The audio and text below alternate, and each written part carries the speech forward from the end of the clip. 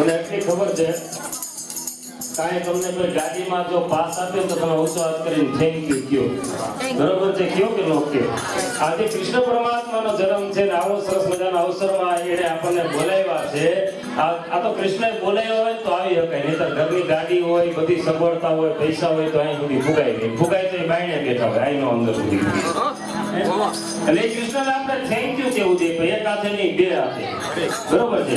અને એ હું જે બોલાવું તો એક હાથ નહીં બે હાથ ઊંચા કરીને, જમુકના હાથ ન વળતા હોય ને એને સીધા થઈ જાય. એટલે બે હાથ ઊંચા કરીને બોલીએ, બોલ શ્રી કૃષ્ણ કનૈયા.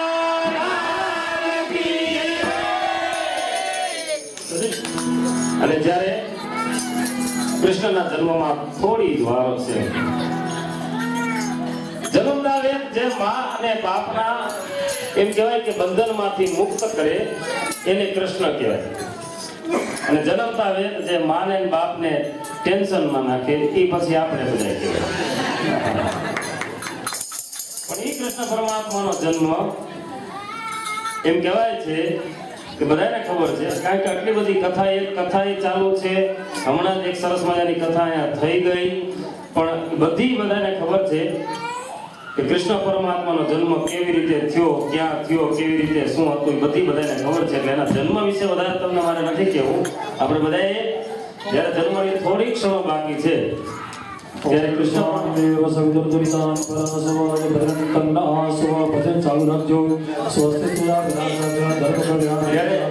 આપણે કૃષ્ણ પરમાત્માને અરજી કરીએ કે જ્યારે તેનો જન્મ થાય છે ત્યારે આ જન્મના બંધનોમાંથી કૃષ્ણ પરમાત્મા છોડાવે, કારણ કે અંત સમયે કૃષ્ણ પરમાત્મા હશે. એટલે કહીએ કે હારે મારા અંત સમયના દેની, હારે મારા અંત સમયના દેની,